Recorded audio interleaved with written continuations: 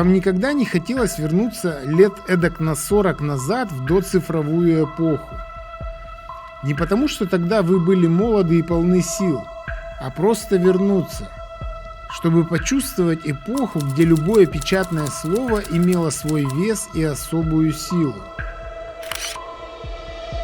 Эпоху, когда человек с фотоаппаратом встречался не чаще, чем сегодня Tesla Cybertruck на улицах вашего города.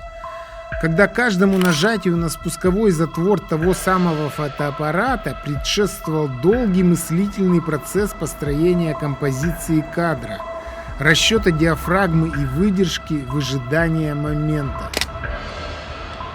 Когда лучшие фотографии выставляли на выставках, а лучшие из лучших уходили за сотни тысяч долларов. В эпоху, где программа телепередач была центральной газетой в каждой семье, а если по ТВ показывали хоккей или интересный фильм, то улицы городов пустели. В эпоху, где снимать кино было уделом небожителей и национальных героев. Не хотелось? И мне тоже не хотелось, если честно. Но этим летом самым непостижимым образом получилось вернуться.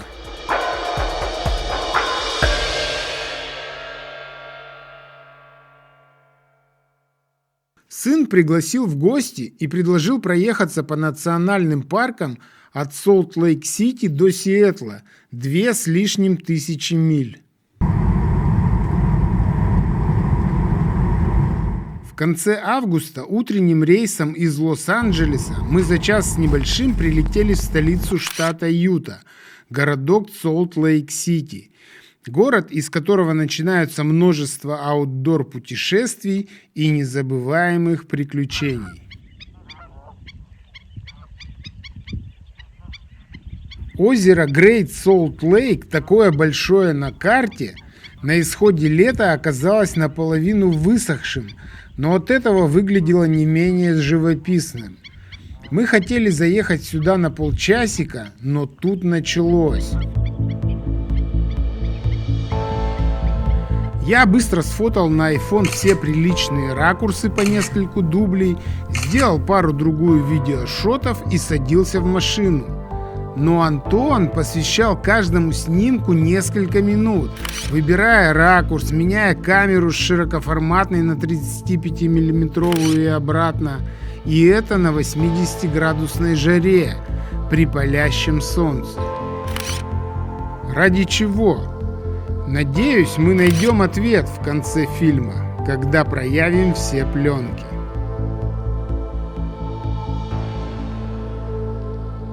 Закат был восхитителен, а потом всю ночь над озером бушевали раскаты грома и яркие вспышки.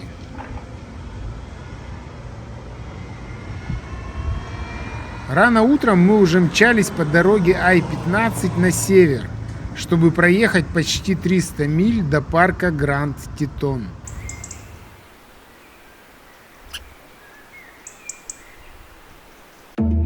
За 5 с небольшим часов мы миновали штат Юта, проскочили по Айдахо и торжественно въехали в Вайоминг.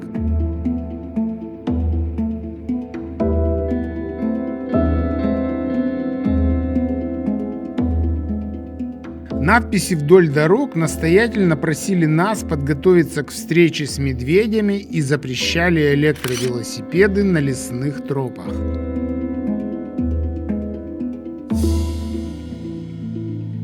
Городок Джексон-Холл, ворота в парк Гранд Титон, запомнился мне своим центральным сквером, вернее входами в него, которые венчают 4 ажурные арки из рогов оленей.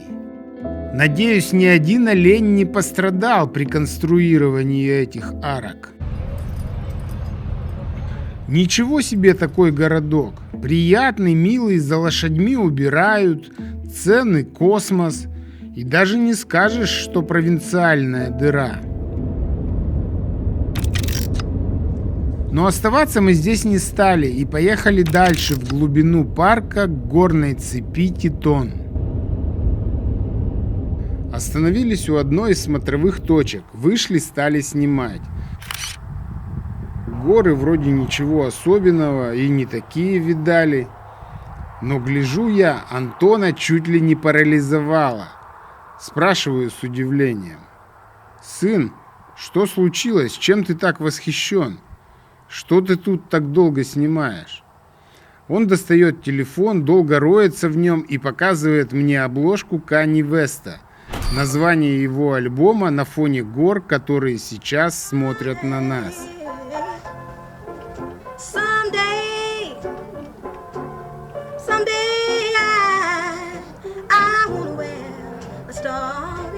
Круто! А с виду ничем не примечательная парковка. Один я, может быть, даже и не остановился бы.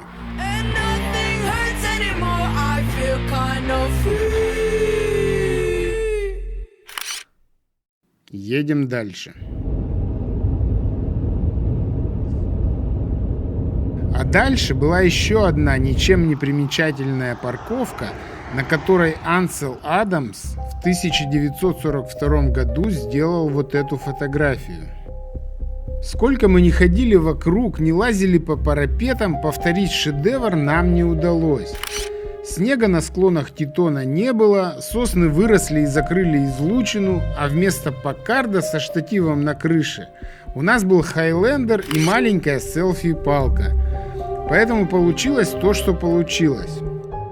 Жаль, конечно, ведь оригинальная фотография была продана за $1 миллион на аукционе в 2020 году, а также вошла в 116 работ, записанных на золотую пластинку Вояджера, отправленную внеземным цивилизациям.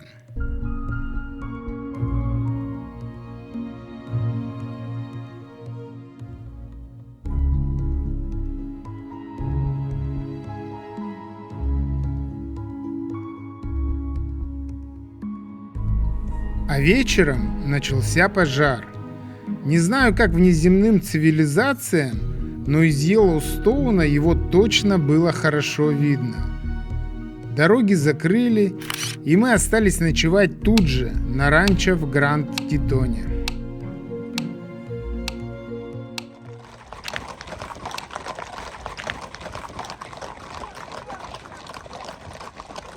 Когда мне исполнилось 10 лет, отец подарил мне на день рождения фотоаппарат Вилия Авто.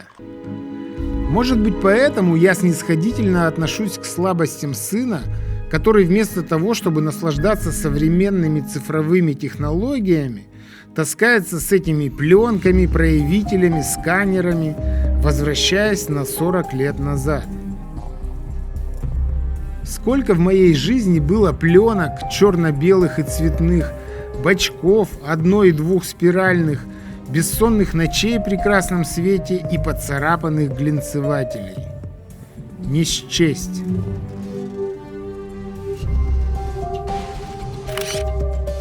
Но сын словно хочет побить все мои рекорды за 2 года. И пока я монтирую этот фильм о нашей поездке, он, кажется, уже сделал это.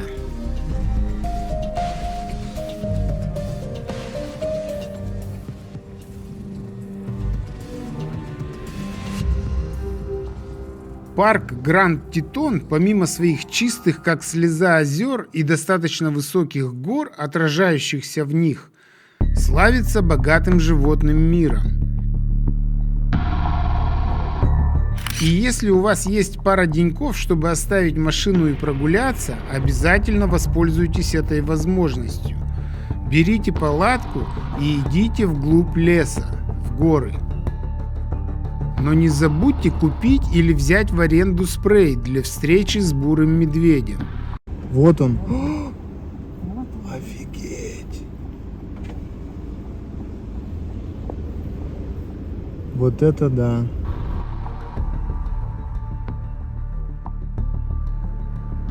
И не беда, если вы мишку не встретите. Погладить его шерсть всегда можно в музее, а спрей сдать обратно рейнджерам. К сожалению, у нас не было так много времени, и мы далеко от машины не отходили. Зато заехали еще в одно примечательное место, чтобы посмотреть на самый дорогой в мире и самый фотографируемый сарай. Дело в том, что посреди национального парка, находящегося в федеральной собственности, есть кусочек земли, принадлежащий частным владельцам, на которой и находится тот самый фотографируемый сарай. За него служба нацпарков в последний раз предлагала хозяевам сумасшедшие деньги – $17 миллионов. Но хозяева крепко подумали и отказались. А если бы согласились, может быть, никто бы и не сворачивал на этом повороте, не ездил бы сюда посмотреть на это поистине американское упорство.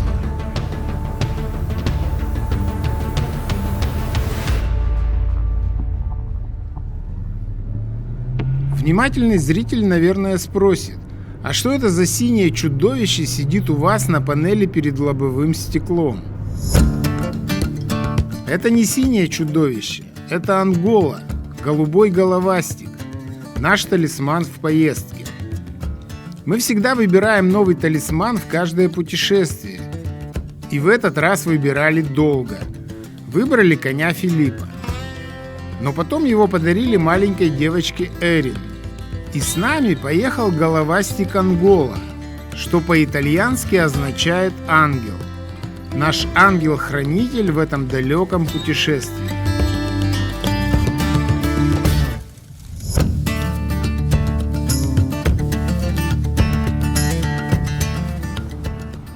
После самого фотогеничного в мире сарая мы поехали в самый фотогеничный национальный парк. Он находится прямо за забором Гранд-Титона.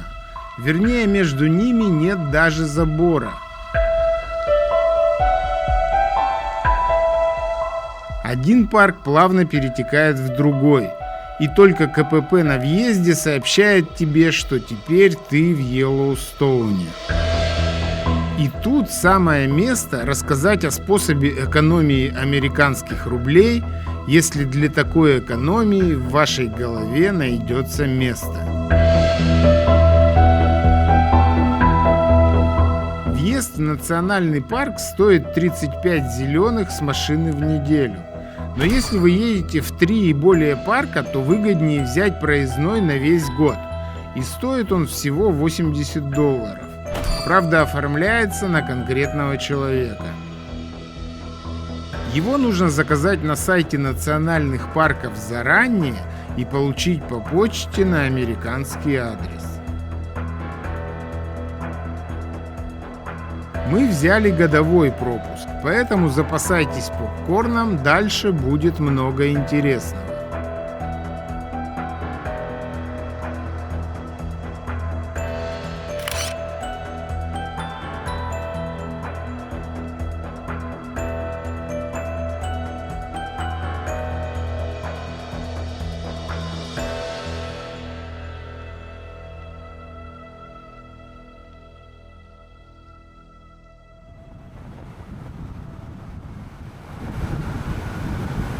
Парк Йеллоустоун занимает площадь в 8983 квадратных километра и находится в кальдере действующего супервулкана.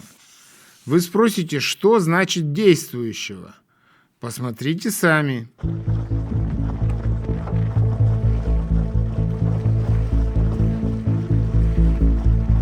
Действующим считается вулкан, извергавшийся хотя бы раз за историю человечества.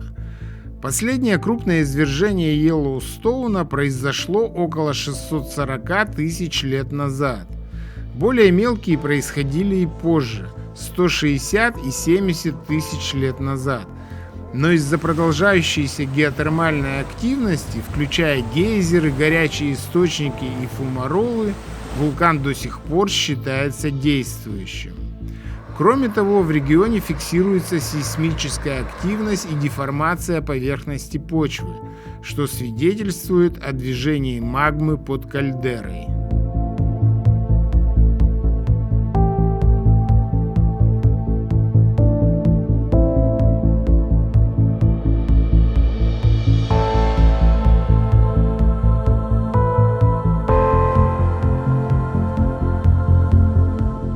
Так как въезжали мы в парк с юга, решили сразу же направиться на Йеллоустоун Лейк.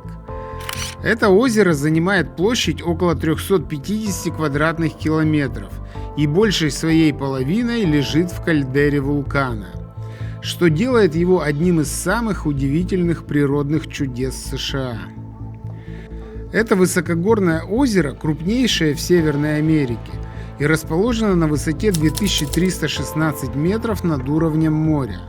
Поэтому, несмотря на впадающие в озеро гейзеры, водичка была прохладная, а на поверхности гуляли настоящие волны. Поэтому от купания мы отказались и помчались к самому предсказуемому гейзеру Old Faithful или Старый Служака, который извергается каждые 90 минут и расписание извержений которого публикуется в визитор-центре.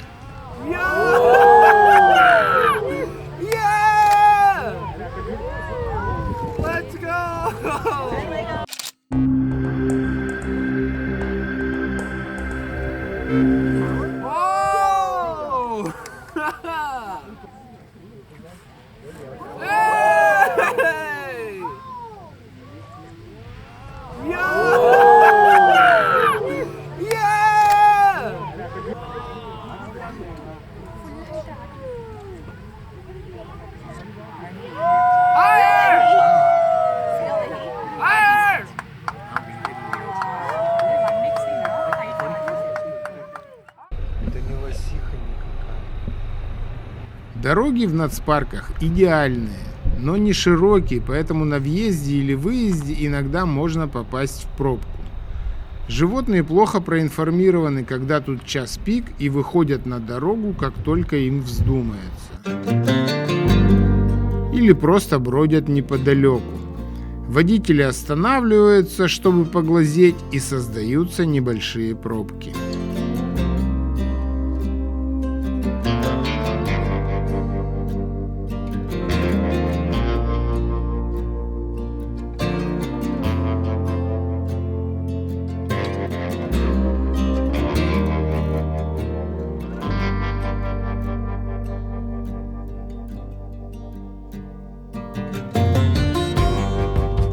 West Yellowstone – городок из Дикого Запада, который вместо лошадей с ковбоями приспособился к туристам и к их железным коням. Он находится в 2-3 милях от западных ворот в нацпарк, и мы провели там 2 ночи. Конечно, этого времени недостаточно, чтобы не спеша насладиться всеми красотами Йеллоустоуна. А если вы хотите погулять, походить пешком подальше от автомобильных троп, то вам потребуется не меньше недели. Парк опоясывает автодорога в форме 8. Вдоль дороги оборудованы многочисленные зоны отдыха со столами для пикника, туалетами и надежными хранилищами для мусора. А они тут обязаны быть надежными. Медведи и другие животные не дремлют. Поэтому мусор тут нельзя разбрасывать, в том числе, чтобы не прикармливать диких животных. В Солт-Лейк-Сити мы купили горелку МСР, газ и сублиматы, поэтому к питанию на свежем воздухе были хорошо подготовлены и очень душевно проводили время.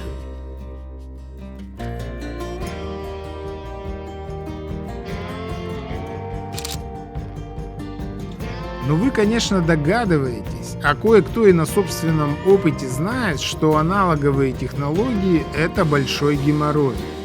И кроме очевидных минусов по сравнению с цифровыми носителями, такими как стоимость пленки, реактивов, длительный процесс проявки, сушки, сканирования, существуют и скрытые неудобства, подчас делающие практически невозможным использование этих дедовских пленочных развлечений. Например, пленки нельзя положить в сканер при досмотре в аэропорту, они засветятся. Приходится сдавать их на спецдосмотр. Пленка в упаковке весит около 50 грамм, а значит в походе мне потребуется около 2 килограмм пленок. Для гор этот вес и объем критичны. При длительном хранении для пленок нужно найти место в холодильнике. А что мы получаем взамен? Надеюсь, мы найдем ответ в конце фильма, когда проявим все пленки.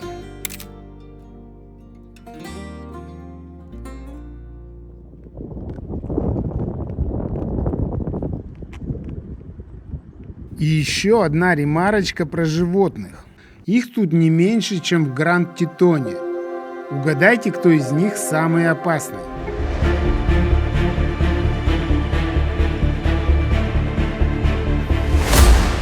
Нет, не угадали. Я тоже так думал. Но медведь-гризли только на 3-м месте. На 1-м, как ни странно, лось. Но лосей мы не встретили. Поэтому я показываю вам бизона, который позирует мне на мой телевик с фокусным расстоянием 300 мм в пересчете на полный кадр. Бизон на 2-м месте по опасности. Конечно, я не соблюдаю рекомендуемое правилами парка расстояние в 100 ярдов. Но что не сделаешь, чтобы снять для вас хороший шот для хорошего фильма. А насчет лося не расстраивайтесь, я потом разыщу его у нас на Урале и обязательно сниму для вас несколько хороших кадров. Наши уральские лоси не такие опасные, их зашугали охотники и они человека боятся, сразу же убегают.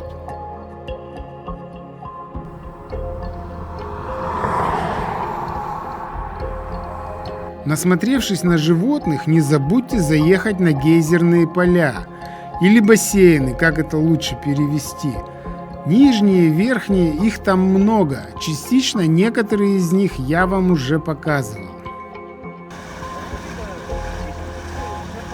Не пропустите Гранд Каньон Йеллоустоуна. Это тоже must have. Одно из прекраснейших мест парка. Каньон глубиной 300 метров и длиной около 30 километров. С водопадами высотой до 100 метров и одноименной рекой глубоко внизу.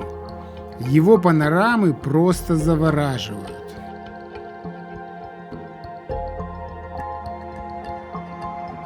Медведей, лосей и оленей вы здесь тоже сможете встретить, если прогуляетесь вниз пешочком, а не будете, как мы, глазеть со смотровых площадок.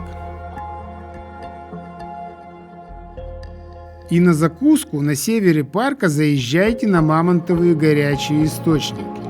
Это место было одним из первых в стране, ставшее объектом охраны, и в конечном итоге привело к созданию национального парка Йеллоустоун в 1872 году. Между прочим, первого в мире природного парка.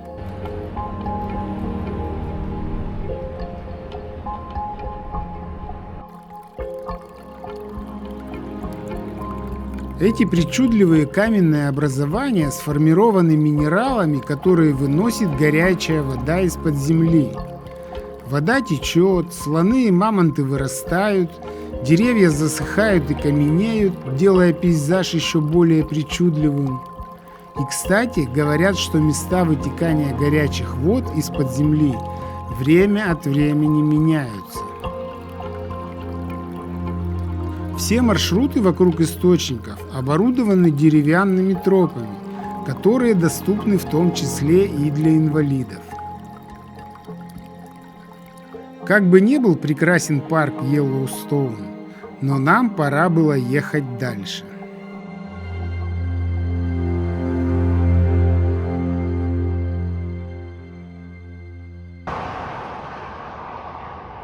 Мы выехали через северные ворота парка. Вечерело. Было много воздуха и мало машин. Мы направлялись на северо-восток, в Монтану, в городок Кук-Сити. Город, отставший на 50 с лишним лет от современной жизни.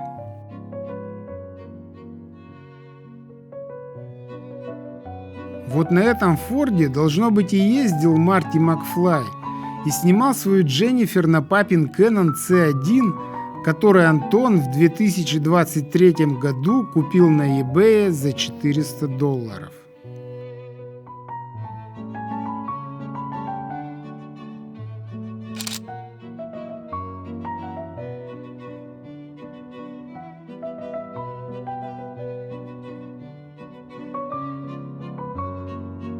И когда мы шли обратно к отелю по темной улице Кук-Сити, Антон сказал мне: «Понимаешь, цифровой снимок не имеет ценности.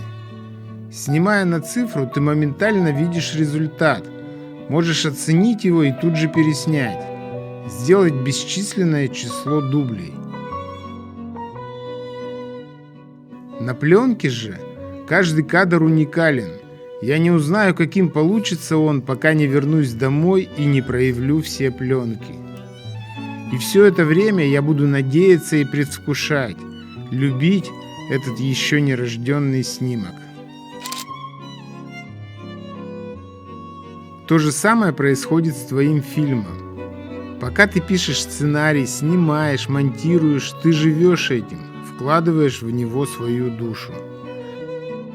И этот процесс порой важнее результата, потому что это процесс творчества. Так и с пленочной фотографией. И зритель самым необъяснимым образом чувствует это. Эстетика тут вторична.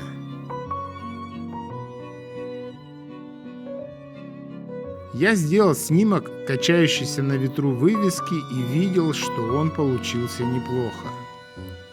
Антон сделал свой снимок и мог только догадываться, вернее, только надеяться, что он получился. Это был последний кадр. Он смотал пленку, наклеил что-то на нее и зарядил новую.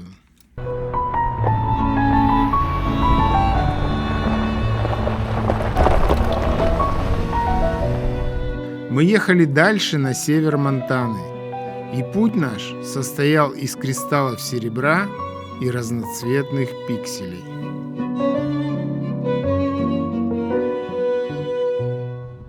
Но неожиданно посреди дремучего леса Антон предложил: «Давайте съездим вон на ту гору. Тут сейчас слева будет поворот». Тут пыльно. «Откуда ты знаешь?» – спросил я. В навигаторе никакого поворота не было. Тут есть смотровая пожарная вышка, а внутри нее музей. Мы в детстве начинали играть в игру Firewatch. I'll see what I can do. Но немного не доиграли. What's in this cave down here? NFS tells people not to go too far in there. It's Я зашел в пещеру, и кто-то захлопнул за мною дверь. not in the same way. What makes me so special? 2 young women have been reported missing. You're probably the last А person. в лесах бушевал Йеллоустоунский пожар. Somebody cut the comms. What? I'm out here and the wire is cut clean through. Wait, you're За мною должен был прилететь вертолет. No, I'm not. Then who is?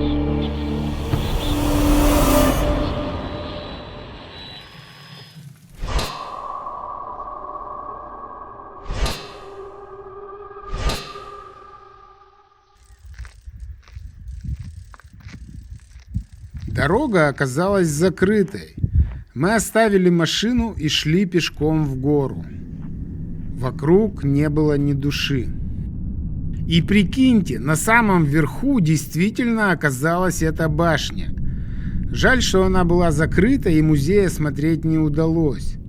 Но все равно прикольно, не зря съездили.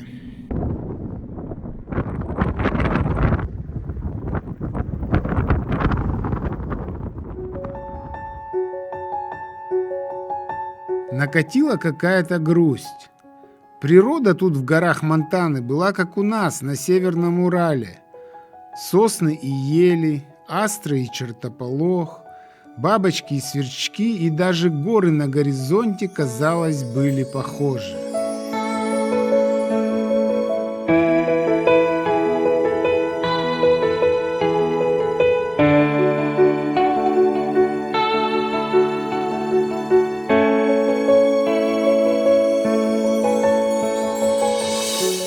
К вечеру стали попадаться лыжники. А значит, недалеко был перевал, а за ним городок Ред-Лодж, маленький центр со своим маленьким аэропортом, расположенный на стыке национальных парков на пересечении вчера и сегодня.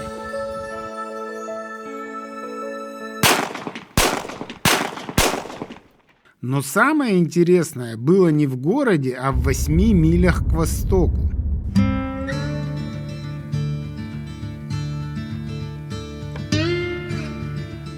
Как гласила легенда, одинокий ковбой в местечке Бир-Крик открыл ресторанчик, но заниматься бизнесом не коров пасти, и прогорел. Но, как говорится в русской пословице, нет худа без добра. Решил он сделать пивот или апгрейд, не знаю, как у них там у американцев правильно называется. И при своем ресторанчике устроил поросячьи бега. Благо свиней в Монтане в достатке, и за жестокое обращение с животными ковбоя никто не осудит.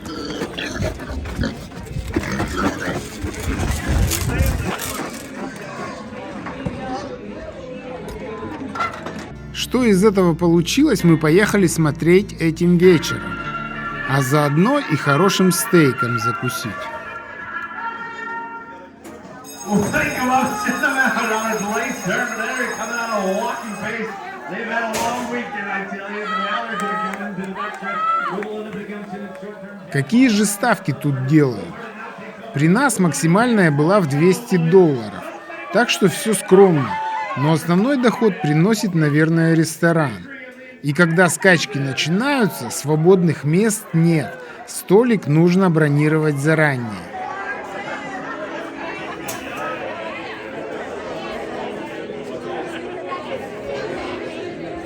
После каждого заезда девчонки собирают чаевые, и по щедрой американской традиции набирается полное ведро. Кстати, как девчонок называют на английском? Если по аналогии с ковбоями, то, наверное, pig girl.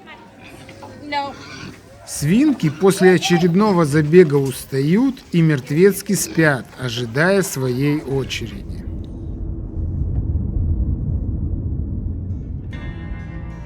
Вот такая она, Монтана. А вы говорите джинсы. Резкий поворот налево. Дальнейший наш путь лежал на запад, и нам очень хотелось заехать в город-призрак Гарнет. Но Google решил пошутить и проложил маршрут по такой дороге, где нашему паркетнику делать было абсолютно нечего.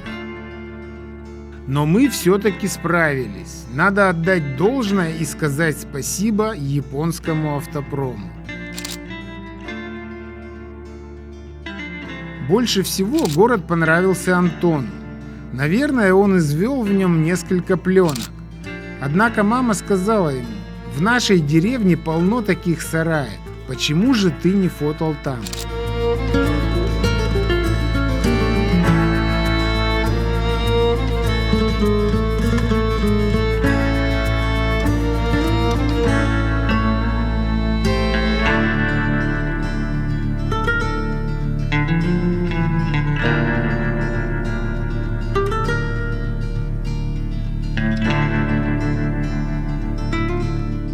Бизонний парк находился в 40 милях к северу от основной дороги. Но несмотря на то, что на бизонов вам смотреть уже надоело, мы решили туда заехать. Ведь отель у нас был уже забронирован, а до вечера было еще далеко, и нужно было хоть как-то убить время.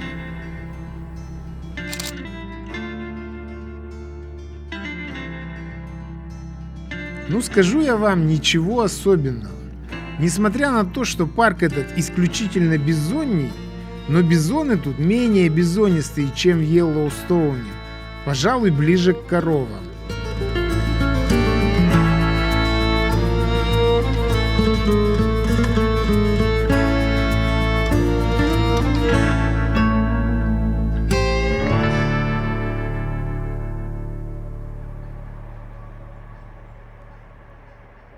Кайф.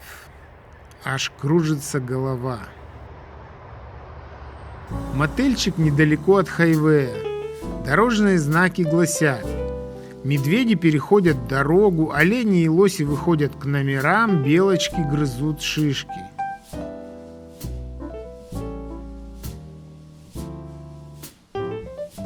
Рай на земле. А в 200 ярдах шумная река с плывущими по ней чудовищами, траками и сувами, седанами и купе, минивенами и хэтчбеками, автобусами и другими обитателями этой движущейся стихии. Какое приятное соседство с дикой природой.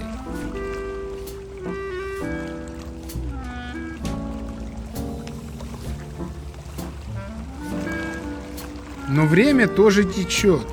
Пролетела ночь, пришло утро, и нам нужно двигаться дальше, на Вашингтон, через узкую полоску штата Айдахо и Маунт-Рейнир, кульминационный нацпарк нашего маршрута.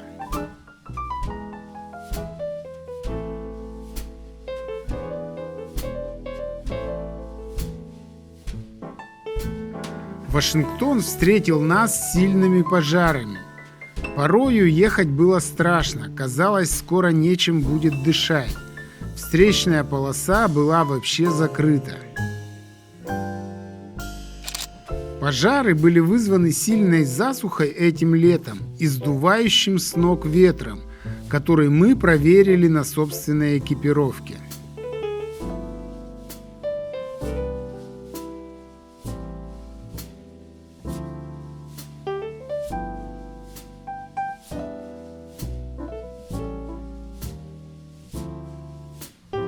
Переночевав в милом городке Якима, мы следующим утром прибыли в парк Маунт-Рейнир, горно-лесную сказку.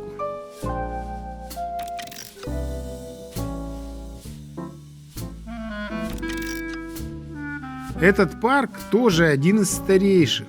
Он был основан в 1899 году и, прикиньте, подписал этот законопроект 25-й президент Соединенных Штатов Уильям Маккинли. Что-то в последнее время эта фамилия часто преследует нас.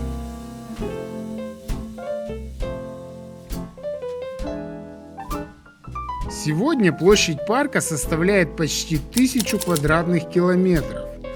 На его территории находится спящий стратовулкан Рейнир, высота которого 4392 метра.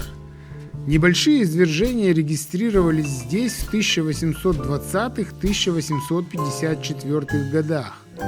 Рейнир – это высочайшая точка каскадных гор и высочайший вулкан США, не считая территорию Аляски.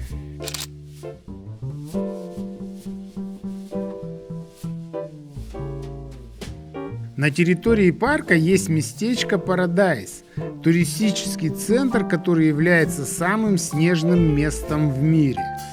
Зимой 1971 года там выпало 28 метров снега. Можете себе представить такой снежный слой?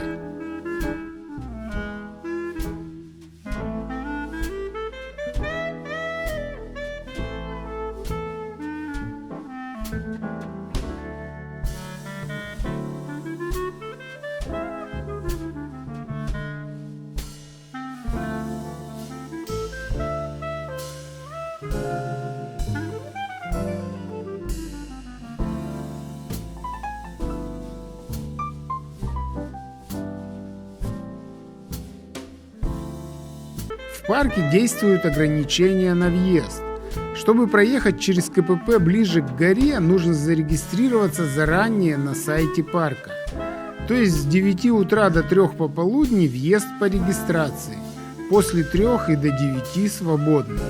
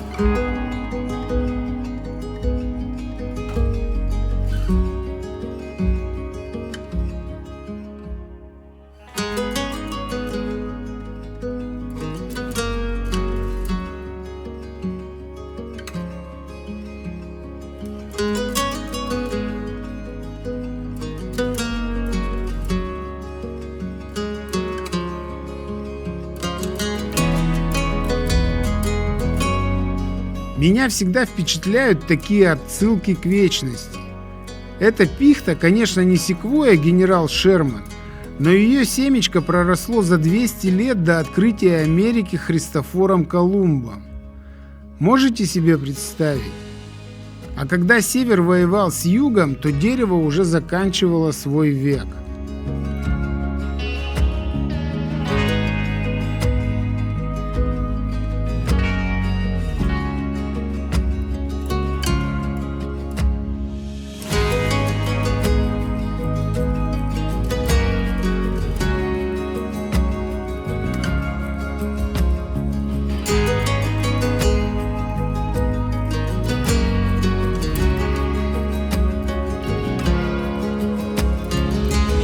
Но наше путешествие было гораздо более мимолетным, и мы успели лишь слегка прикоснуться к этой вечной красоте.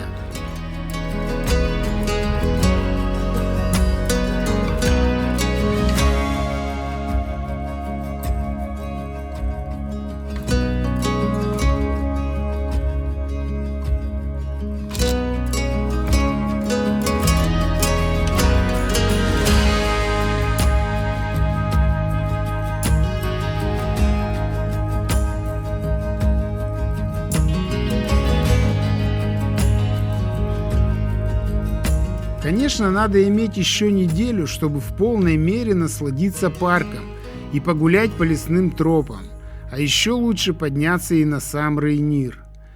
Но у нас, как обычно, было всего полдня. К вечеру мы направились на север, в сторону Сиэтла.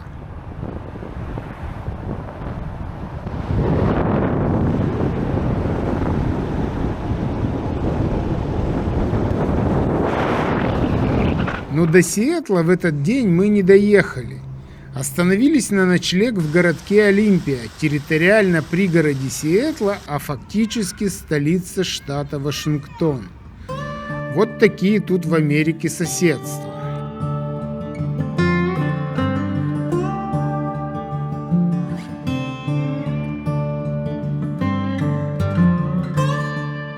Все правительственные здания и социальные службы находятся здесь, в Олимпии. В Капитолий можно тоже свободно зайти без всякого досмотра и пошляться по его пустым этажам и залам, и даже посетить гендерно-нейтральный туалет. Неподалеку гуляют, кто бы вы думали? Ну ладно, белочки, к белочкам в Америке мы уже привыкли. Гуляют тут зайцы.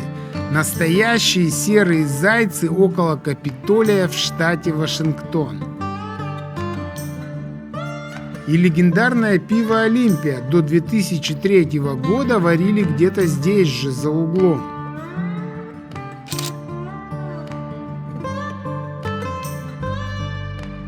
После завтрака Антон ушел, и его не было почти целый день. Должно быть, в этом городе есть на что посмотреть, есть на что потратить пленку. Интересно, в каком возрасте родители перестают волноваться за своих детей, перестают в душе считать их малышами?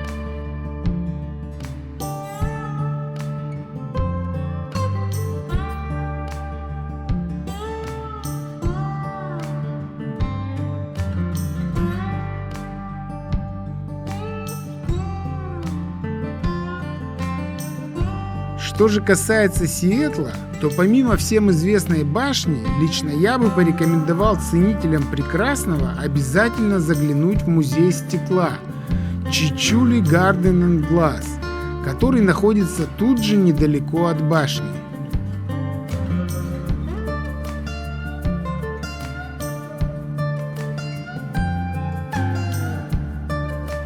Удивительно, какие шедевры можно изготовить из стекла. Только ради посещения этих залов стоит приехать в Сиэтл. Изделия выставлены и на улице, и гармонично вплетены в окружающую среду.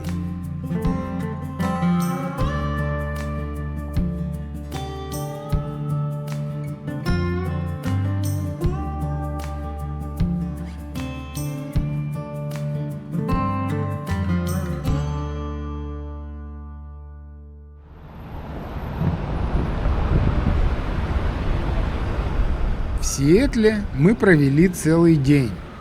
Хорошо, когда есть время и недорогая парковка. Эрик, привет!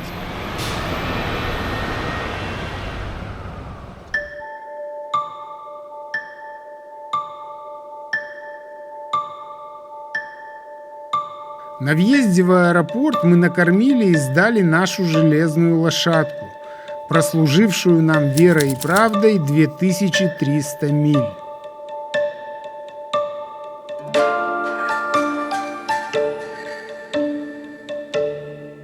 Самолет набирал высоту. В иллюминаторе показался Рейнир, и наше путешествие подходило к концу.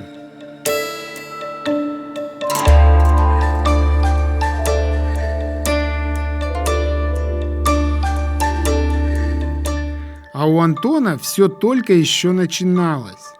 Ожиданием процесса рождения снимков, долгими часами проявки пленок, сканированием кадров, отбором и обработкой фотографий. Волшебный и волнующий процесс. Может, ради него Антон и заряжает в свою камеру эту чертову пленку. В конечном итоге любое событие лишь тогда имеет значение, когда оно оставляет след.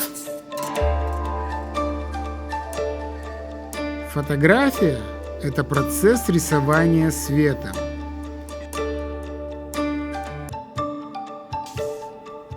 Вау.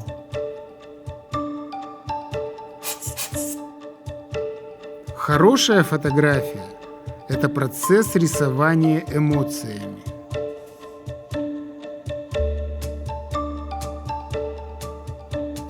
Хороший фотограф как сталкер. Он видит один единственный самородок в грудах породы и учит видеть нас. Ведь, как говорил маленький принц, глаза слепы, искать надо сердцем.